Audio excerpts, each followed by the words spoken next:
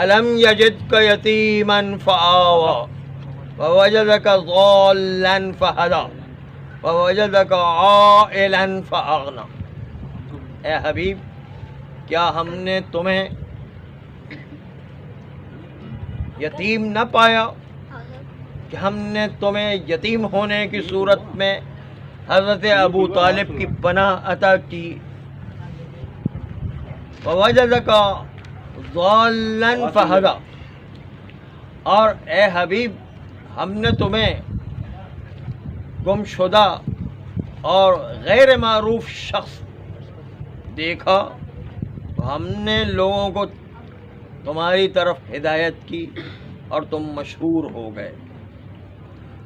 ووجدک عائلا فاغنی، اور ہم نے تمہیں اے حبیب تنگ دست پایا، حضرت خدیجہ کی دولت سے تمہیں مالدار کر دیا۔ تو حضرت خدیجہ کی دولت کو اللہ نے اپنا مال کہا، اور حضرت ابو طالب کی پناہ کو اللہ نے اپنی پناہ کہی۔ تو وہ دو عظیم شخصیتیں کہ جس دو عظیم شخصیتوں میں حضرت ابو طالب و حضرت خدیجہ کے فعل کو اللہ اپنا فعل قرار دے رہا ہے، تو اس کا مطلب وہ شخصیات کتنی عظیم ہوگی کہ اللہ فخر کر رہا ہے کہ گویا کہ میں نے کام انجام دیا۔ حضرت ابو طالب کی شان دیکھیں، حضرت خدیجہ کی شان دیکھیں کہ انہوں نے کس شان کے ساتھ اپنی دولت کو قربان کیا کہ جس کے نتیجے میں اللہ نے پیغمبر کے مشن کو حضرت خدیجہ کی دولت سے سرفراز فرمایا۔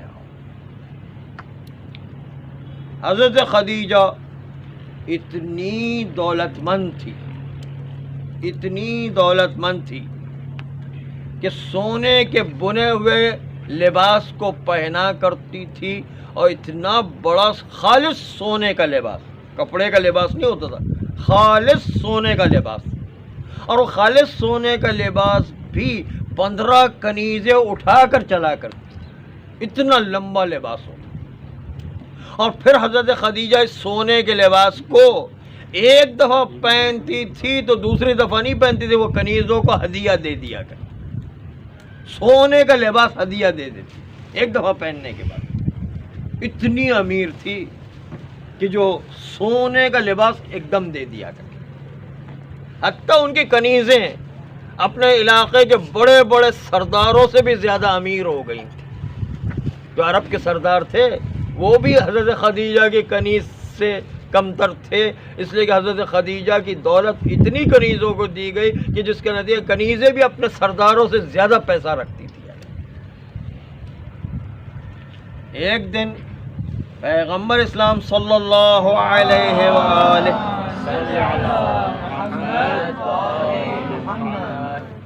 کچھ پریشان گھر میں داخل ہوئے۔ حضرت خدیجہ چہرہ دیکھ کر کے پیغمبر کا پہچان لیتی تھی کہ پیغمبر کچھ پریشان ہیں۔ کہا یا رسول اللہ، آپ کے چہرے پر پریشانی کے آثار ہیں، کیا وجہ ہے؟ کہا کہ اصل میں کچھ مسلمان ہو گئے جو مسجد النبوی کے باہر چبوترے پر بیٹھ کر زندگی گزارا کرتے ہیں، ان کے پاس کھانے کی کوئی چیز نہیں ہے، بیچارے بھوکے ہیں، پیاسے ہیں، ان کے پاس گزارے کا کوئی سامان نہیں ہے، اس لیے میں بہت پریشان ہوں کہ ان کو کیسے فراہم کروں تاکہ یہ مسلمان، نئے ہونے والے مسلمان کم سے کم اپنی زندگی کا گزارا کر سکیں۔ حضرت خدیجہ نے اپنے غلام میسرہ کو بلایا۔ خدیجہ کے غلام کا نام تھا میسرہ، اس کو بلایا اور کہا میسرہ، جاؤ میرے گودام سے سونے کے سکے نکال کر لے کر آؤ، اشرفیاں نکال کر لے کر آؤ۔ اور وہ بوریاں کا بوریاں اشرفیاں نکال کر لانے لگے۔ چنانچہ پیغمبر کے سامنے الٹی جانے لگی اور اشرفیاں بوری کی بوری ڈھیر کی جانے لگی۔ چنانچہ اشرفیوں کا اتنا بڑا ڈھیر لگ گیا کہ حضرت ابو بکر کہتے ہیں کہ میری گنتی ختم ہو گئی، لیکن جو ہے بوریوں کی تعداد جو ہے ختم نہیں ہو رہی۔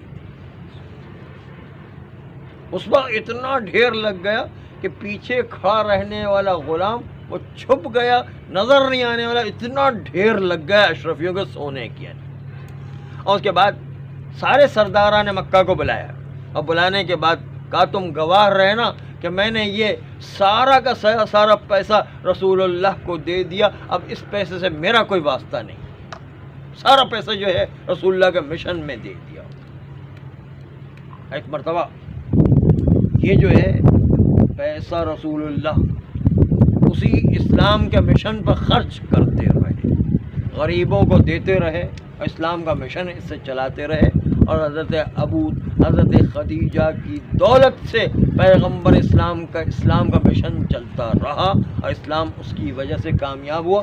اللہ نے کہا اے حبیب تم تنگ دست تھے، ہم نے حضرت خدیجہ کی دولت سے تمہیں بے نیاز کر دیا۔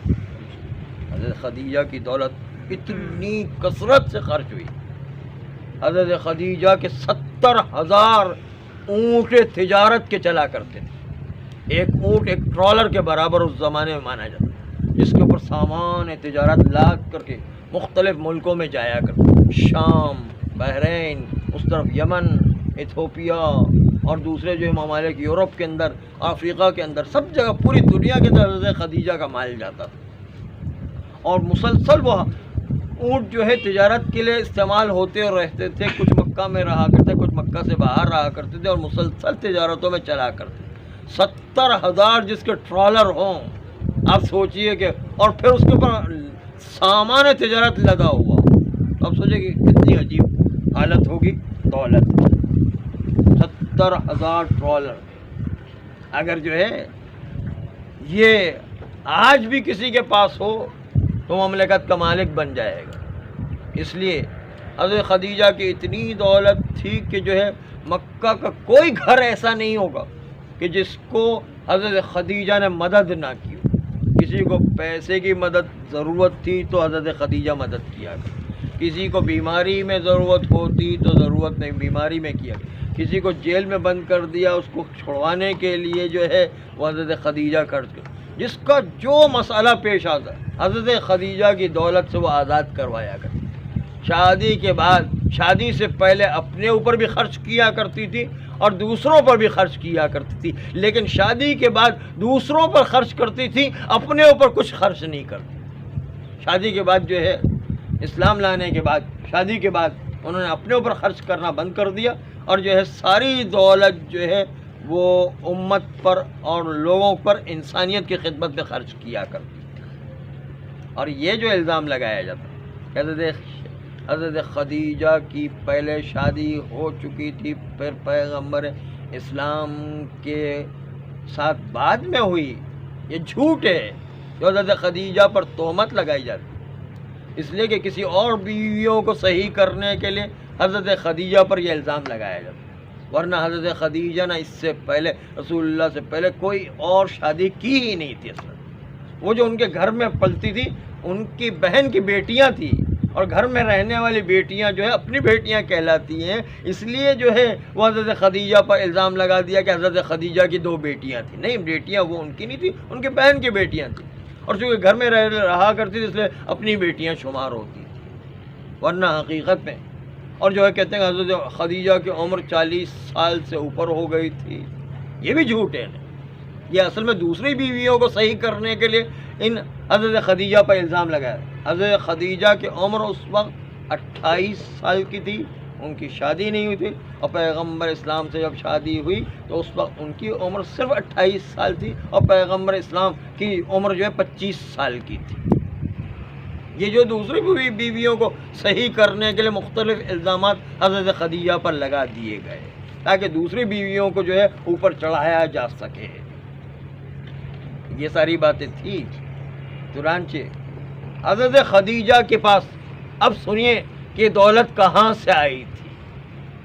آپ کو جو اتنی ساری دولت کا تذکرہ کیا، اتنی ساری دولت کہاں سے آئی تھی اس کو پورا بیک گراؤنڈ سنیں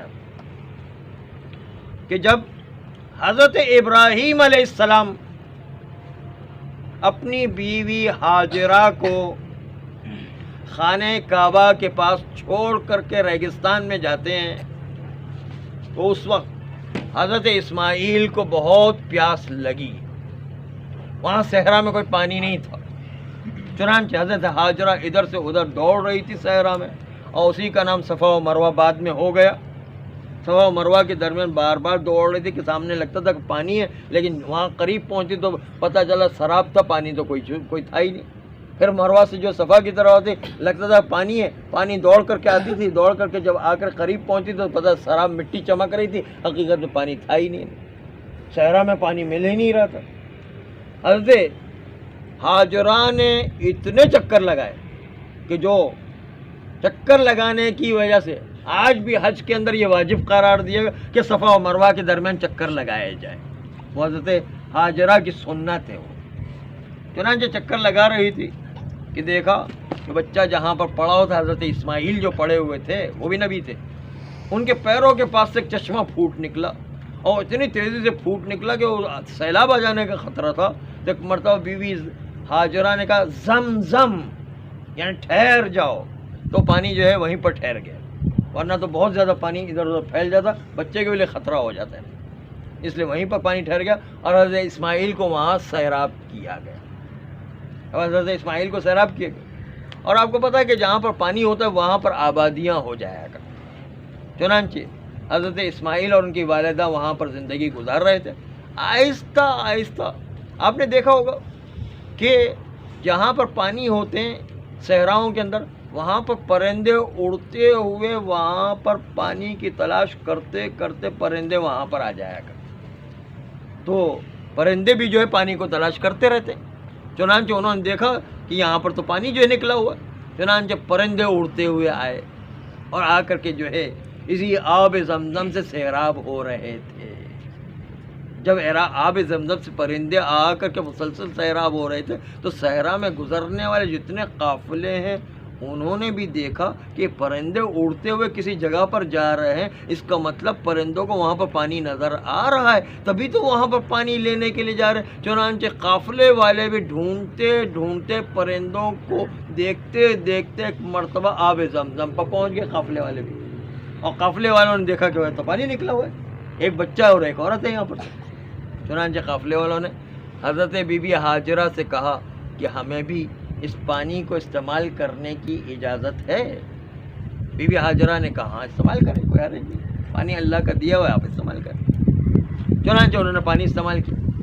استعمال کرنے کے بعد کئی قافلے آتے رہے پرندوں کو دیکھ دیکھ کر، اور قافلوں کا راستہ بن گیا کہ یہاں سے پانی جو ہے اٹھا کر کے لے جائے گا۔ ایک دفعہ قافلہ آیا، اور قافلے نے حضرت بی بی ہاجرہ سے کہا کہ کیا ہمیں بھی یہاں پر رہنے کی اجازت ہے؟ بی بی ہاجرہ نے کہا ہاں، لیکن میری 2 شرطیں ہیں۔ ایک شرط یہ کہ پانی کے اطراف کا جو علاقہ ہے وہ سب ہماری ذاتی ملکیت رہے گا، اور حضرت اسماعیل کی وراثت میں چلے گا، کوئی اس پر ہاتھ نہیں لگائے گا۔ اور ساتھ ساتھ دوسری شرط یہ کہ جو بھی قبیلے کا سردار بنے گا وہ حضرت اسماعیل اور اس کی اولاد میں سے کوئی سردار بنے گا، اس کے علاوہ کوئی سردار نہیں بن سکتا۔ جو بھی قبیلے کا یہاں پر رہنے والا سردار بنے گا وہ میرے بیٹے اسماعیل اور اس کی اولاد میں سے جو ہوں گے وہی سردار بن سکتے، اس کے علاوہ کوئی سردار نہیں بن سکتا۔ تو نئے قافلے والوں نے دیکھا کہ ہمیں تو پانی مل رہا ہے، رہنے کی جگہ مل رہی ہے، تو انہوں نے اس وقت یہ شرائط قبول کر لی اور کہا کہ ہاں ٹھیک ہے، ہم جو ہے سردار حضرت اسماعیل اور ان کی اولاد میں سے بنائیں گے، اور یہ بھی ٹھیک ہے کہ زمین جو ہے وہ آپ لوگوں کی رہے گی، ہم دور دور جو ہے اپنی آبادیاں بسائیں گے۔ تو حضرت ہاجرہ نے مان لیا، اور وہ قبیلے آ کر کے آباد ہونے لگے۔ ایک قبیلہ آباد ہوا، دوسرا آباد ہوا، تیسرا آباد ہوا، مسلسل قبیلے آ کر کے آباد ہونے لگے۔ جب آباد ہونے لگے تو حضرت اسماعیل کی اولادیں تھی کم، اور ان کی جو ہے تعداد بڑھتی چلی گئی، بہت زیادہ ہو گئے، اور جو ہے نسل در نسل جو ہے وہ لوگ بھول بھی گئے کہ ہمارے آبا و اجداد نے حضرت ہاجرہ سے وعدہ کیا تھا کہ سردار صرف حضرت اسماعیل کی اولاد میں سے رہے گا، اور یہ بھی وعدہ کیا تھا کہ یہ زمین جو پانی کے قریب ہے، جو سب سے بہترین زمین پرائم لوکیشن کے اوپر جو زمینیں ہیں اس کے اوپر بھی ہم قبضہ نہیں کریں گے بلکہ دور دور رہیں گے۔ لیکن انہوں نے پھر کئی نسلوں کے گزرنے کے بعد بچے تو بھول جایا کرتے کہ کیا وعدہ ہمارے آبا و اجداد نے کیا تھا. چنانچہ جو ہے انہوں نے آپس میں میٹنگ کرنا شروع کی کہ بھائی سب سے بہترین زمین حضرت اسماعیل اور ان کی اولاد کو کیوں ملے اور سرداری بھی ان کو کیوں ملے. یہ پھر اعتراضات کئی نسلوں کے بعد ہونے لگے اور اس کے نتیجے میں وہ سارے قبیلے والے جمع ہو کر کے ایک مرتبہ میٹنگ کر کے اس حضرت اسماعیل کے قبیلے پر حملہ کر دیتے اور حملہ کرنے کے بعد ان کو مار دھاڑ کر نکال دیتے قبیلے میں اور وہیں سے حضرت اسماعیل ہی کو حضرت اسماعیل اور ان کی اولاد کو نکال دیا. کئی نسلوں کے بعد کی بات ہے. نکال دیا تو پورا خاندان جزیرۃ العرب میں پھیل گیا. کوئی یمن گیا, کوئی بحرین گیا, کوئی شام گیا, کوئی حجاز گیا, مختلف علاقوں کے اندر پھیل گیا پورا خاندان. حضرت اسماعیل والا قبیلہ ہے, سب جگہ پھیل گیا. تو اس میں سے بہت سے لوگ جو ہے شام گئے. شام میں اس وقت جو ہے عیسائیوں کی آبادی زیادہ تھی اور عیسائی جو ہے زیادہ ہونے کے ساتھ ساتھ وہ شام کا اس وقت کا علاقہ ایتھوپیا سے ملا ہوا تھا جو پہلے سے ہی شروع سے ہی عیسائی وہاں پر زیادہ تھے اور اسی کا اثر شام پر تھا اور شام میں بھی عیسائیت بہت زیادہ تھی.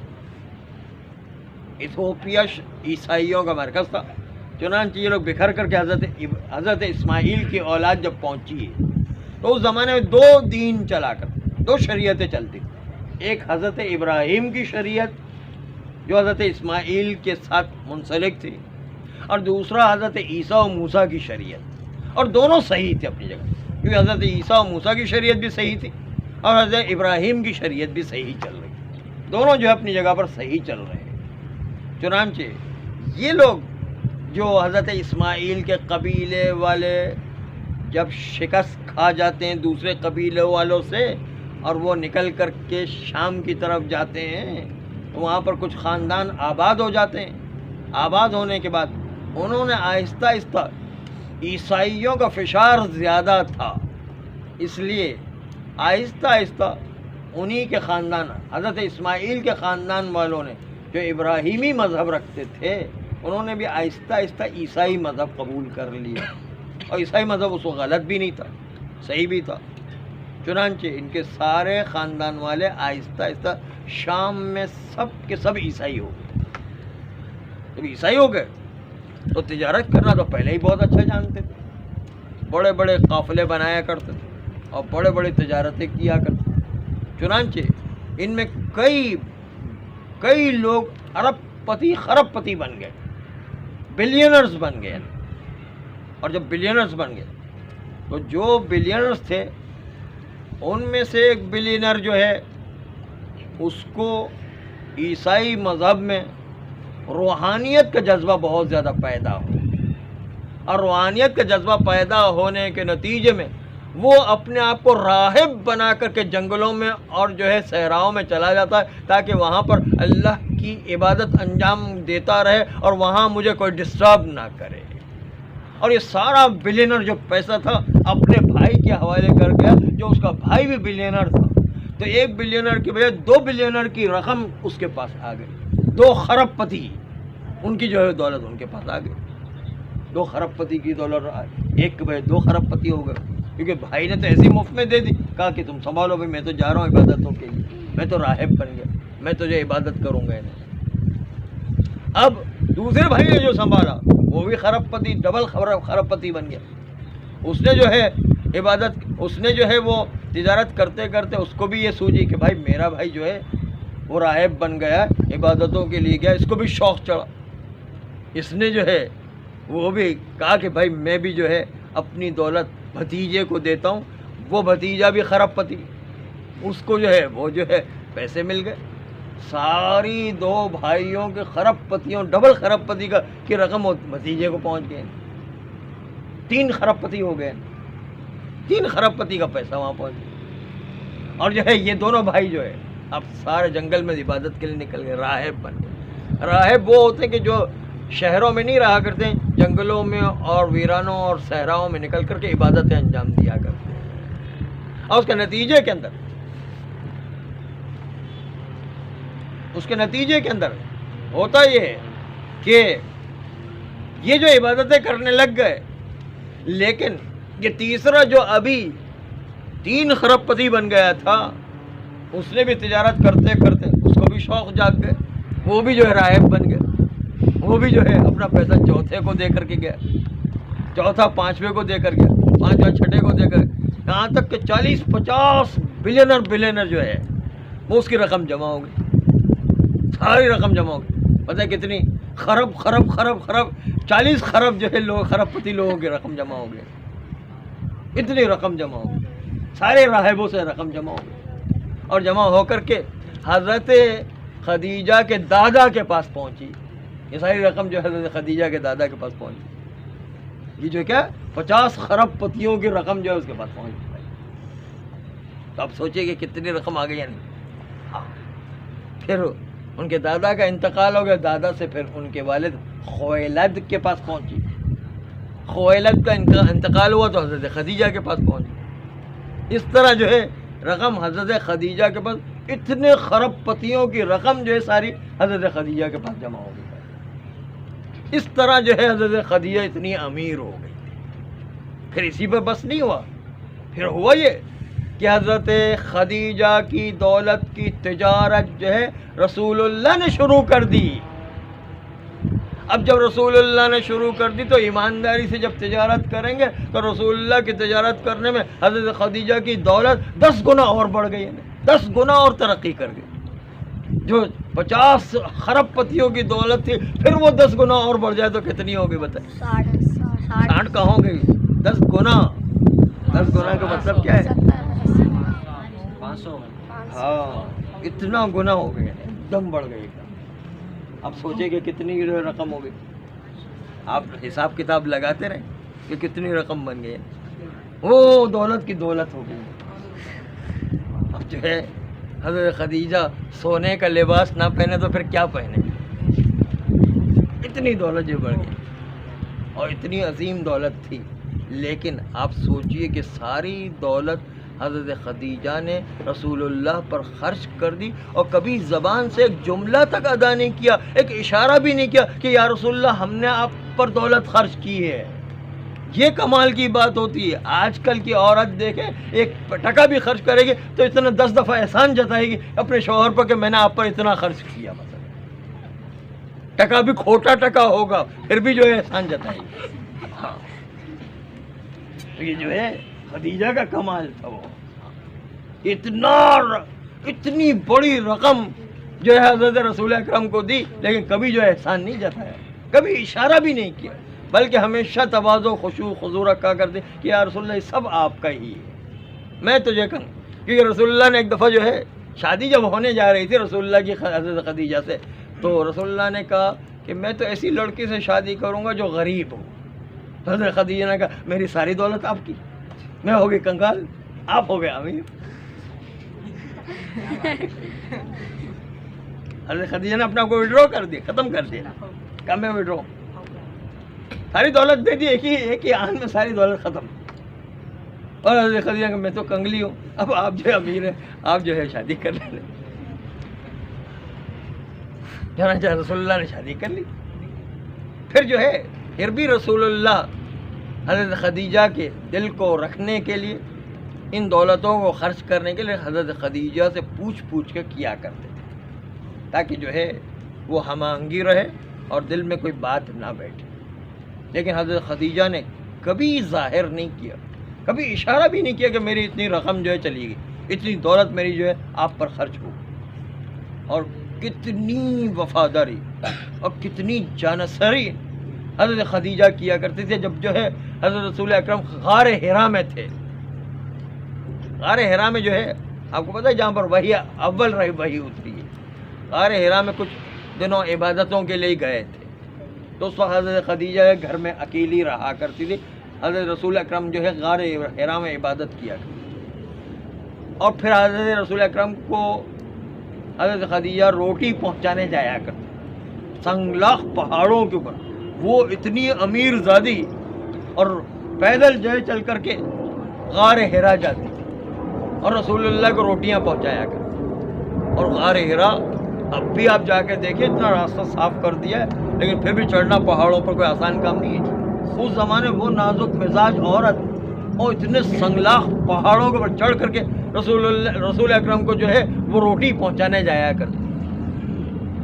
ایک دن جو حضرت خدیجہ روٹی پہنچانے پہاڑ غار حرا کے بالکل نیچے پہاڑ کے پاس پہنچی تھی کہ جبرائیل امین وہی لے کر کے رسول اللہ کے پاس نازل ہوئی اور کہا یا رسول اللہ آپ پر تو سلام ہو، لیکن میری طرف سے یہ گزارش ہے کہ اللہ نے کہا ہے کہ جب خدیجہ آپ کے پاس آج آئے تو سب سے پہلے اللہ کا سلام خدیجہ کو دینا، پھر جو ہے آپ اپنا سلام دینا. اللہ خود حضرت خدیجہ کو سلام بھجوا رہا ہے. بتائیے یہ کتنی عظمت ہوگی کہ اللہ خود جبرائیل امین کے ذریعے سلام کہا پہلا سلام میرا دینا ہے. یہ کیا عظمت تھی حضرت خدیجہ کی، کیسی عجیب عورت تھی کہ کیسی قربانیاں دی. لیکن بہرحال جو بھی رسول کی بیویاں ہوتی ہیں وہ امت کی ماں ہوا کرتی اور ماں کا بڑا درجہ ہوا کرتا. چنانچہ آپ نے سن رکھا ہوگا کہ جب کربلا میں حضرت علی اکبر کے سامنے ایک پہلوان آیا تھا تو مولا حسین نے زینب سے کہا تھا کہ زینب بہن جا کر کے ماں سے کہو کہ علی اکبر کے حق میں دعا کرے، کیونکہ ماں کی دعا بہت جلدی قبول ہو جائے. حالانکہ مولا حسین امام معصوم ہے، باپ ہے، اس کے باوجود کہہ رہے کہ ماں سے دعا کرو، کیونکہ ماں عجیب طریقے سے دعا قبول ہوا کرے. ماں ام المومنین ہے. اس طرح عمل ام داود میں آپ نے سنا ہوگا کہ جو ہے عمل ام داود میں جب آئی تھی ماں چھٹے امام کے پاس، کہا کہ میرا بیٹا جیل میں بند ہو گیا، آپ دعا کریں، تو امام علیہ السلام نے فرمایا کہ تم جو ہے اپنے بیٹے کے حق میں دعا کرو، تمہاری دعا جلدی قبول ہوگی. جبکہ چھٹے امام معصوم ہے، اس ماں سے دعا کروا رہے. ماں کی دعا عجیب اثر رکھا کرتی، ماں کی دعا جو ہے بہت عجیب ہوا کرتی. چنانچہ جو ہے ام المومنین ہم سب کی ماں حضرت خدیجہ ہے. ان سے دعا کروانے کے لیے وسیلہ خاص ہمیں کہا گیا کہ جب پیسے کا مسئلہ ہو جائے، روزی کا مسئلہ ہو جائے، رزق کا مسئلہ ہو جائے تو حضرت خدیجہ کے وسیلہ سے آپ ضرور دعا کروایا کریں. حضرت خدیجہ اس مسئلے میں وسیلے میں بہترین ہے. سب سے بہترین روزی کے مسئلے میں حضرت خدیجہ کا وسیلہ ہے. کیوں؟ اس لیے کہ حضرت خدیجہ نے اپنی دولت ساری راہ خدا میں قربان کی.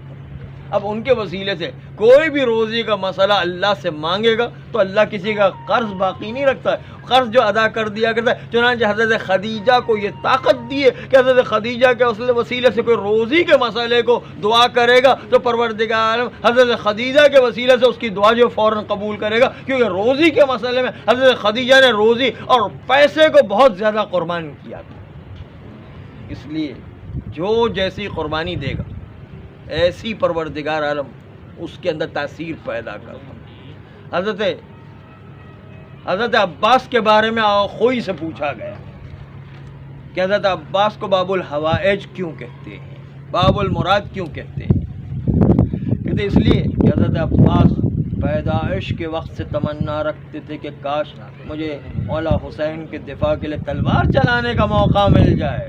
لیکن کربلا میں جہاں پر تلوار چلانے کا وقت آیا تب بھی انہوں نے اپنی خواہش کو دبا لیا اور اپنی خواہش کو جو ہے چھپا لیا امام حسین کے حکم کے سامنے، اور اللہ کی خاطر اپنی خواہش پر عمل نہیں کیا. چنانچہ حضرت عباس نے اپنی خواہش کو مار دیا اللہ کی خاطر. تو اللہ بھی کہتا کہ تم نے ہماری خاطر قربانی دی ہے تو اب تمہارے وسیلے سے جو کوئی اب دعا کرے گا اس کی سب کی دعا میں قبول کروں گا. اس لیے حضرت عباس باب الحوائج ہو گئے، کیونکہ جو ہے اپنی خواہشوں کو قربان کر دیا راہ خدا میں. جو بھی جو ہے اپنی خواہشوں کو راہ خدا میں قربان کرے گا، اللہ کسی کا قرض نہیں رکھتا ہے اور فوراً جو اس کو وہ صلاحیتیں دے دیتا. یا حضرت مسلم کو دیکھیں، حضرت مسلم نے خود اپنی بھی شہادت دی اور ان کے بچے بھی سارے کے سارے راہ خدا میں شہید ہو گئے اور حضرت مسلم کی نسل ہی ختم ہو کر کے رہ گئی. چونکہ حضرت مسلم نے اپنی نسل کی قربانی دی، اب اللہ سے کوئی حضرت مسلم کے نام پر جس کو اولاد نہ ہو رہی ہو یا اولاد ہوتی ہو مر جاتی ہو، حضرت مسلم کے حوالے سے دعا کرے گا تو اللہ اس کو اولاد دے گا بھی، اور اگر اولاد مر جاتی تو اولاد کو زندہ بھی رکھے گا، اگر حضرت مسلم کے حوالے سے مانیں، کیونکہ حضرت مسلم نے نسلوں کی قربانی، جو جیسی قربانی دیتا ہے اللہ اسی قربانی کی مناسبت سے اس کا قرض نہیں رکھتا، اس کو وہی صلاحیتیں عطا کر دیتا۔ چنانچہ حضرت خدیجہ نے اپنی ساری دولت پیغمبر کے مشن اور راہ خدا میں قربان کر دی، اتنے اخلاص کے ساتھ قربان کر دی کہ کبھی رسول اکرم کے سامنے اس کا اظہار تک نہیں کیا، اشارہ تک نہیں کیا کہ رسول اللہ کو جو ہے گراں محسوس ہو۔ اور یہی حضرت خدیجہ۔ اب جب مشرکین مکہ کے سرداروں نے بنی ہاشم پر پابندی لگائی، سوشل بائیکاٹ اور اقتصادی بائیکاٹ کیا، کہ جس کے نتیجے میں حضرت ابو طالب بنی ہاشم کے قبیلے کو سب کو اب شیب ابی طالب میں لے کر آ گئے۔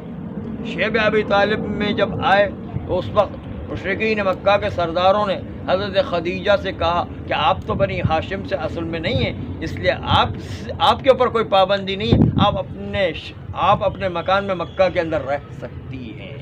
تو خدیجہ کا جواب سنیں، کہا میں پیغمبر کے ساتھ رہ کر جتنی بھی پریشانیاں آ جائیں میرے لیے کوئی پریشانی نہیں ہے، کیونکہ میں پیغمبر کے ساتھ ہوں، اور میں پیغمبر سے جدا رہ کر ساری آسائشوں کے ساتھ رہوں پھر بھی مجھے پریشانی ہو، اس لیے کہ پیغمبر کا ساتھ جب مل جائے تو پھر باقی کسی پریشانی کو پریشانی نہیں سمجھتی۔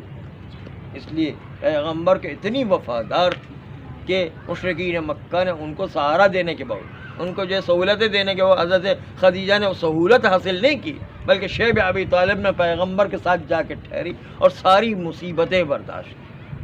شیب ابی طالب میں 3 سال تک وہاں رہے، یہاں تک کہ خانہ کعبہ پر لٹکا ہوا معاہدہ دیمک نے کھا لیا۔ حضرت خدیجہ کو اطلاع ملی، لیکن اس وقت تک آپ کو پتا کہ شیب ابی طالب میں کھانے پینے کی چیزیں بھی نہیں تھیں، ختم ہو گئے۔ شروع میں جو ہے کھانا ایک ٹائم کا ملتا تھا، اور پھر جو ہے ایک ہی برتن میں 2 افراد جو کھاتے تھے، پھر اس کے بعد آخر میں جو ہے ایک خورمہ دیا جاتا تھا دن میں پوری 24 گھنٹے، پھر اس کے بعد خورمہ بھی ختم ہو گئے، پھر اس کے بعد جو خورمے کی گھٹلیاں دی جاتی تھی اس کو چوس کے زندگی گزارو، گھٹلیاں بھی ختم ہو گئی، پھر جو ہے درختوں کے پتوں سے زندگی گزاری جاتی، درختوں کے پتے بھی ختم ہو گئے، وہاں پر ہرا بھرا محلہ تھا، اس کے باوجود سارے گھاس پھوس ختم ہو گئے۔ اس کے بعد درختوں کی چھال اتار کے کھائی جانے لگی، وہ بھی ختم ہو گئی، پھر درختوں کی جڑوں کو نکال کر کے کھایا جانے لگا۔ اب جو دور آ گیا، 3 سال اس میں گزر گئے، درختوں کی جڑیں کھود کے کھا رہے، کہ اب جو ہے درختوں کی جڑیں کھود کر جو کھائی جا رہی تھی، اس میں سے ایک درخت کی جڑ حضرت خدیجہ کے جو حصے میں آئی وہ زہریلی جڑ تھی۔ اس کے نتیجے میں حضرت خدیجہ نے وہ جڑ کھائی، اور جڑ کے کھانے کے نتیجے میں زہر نے اثر کیا، اور حضرت خدیجہ شیب ابی طالب میں بے ہوش ہو کے گر گئی۔ اب بے ہوش ہو کے جو گری تو ایک مرتبہ چونکہ پابندیاں ختم ہو گئی، مولا علی اور پیغمبر اسلام حضرت خدیجہ کو اٹھا کر کے لے کر چلے۔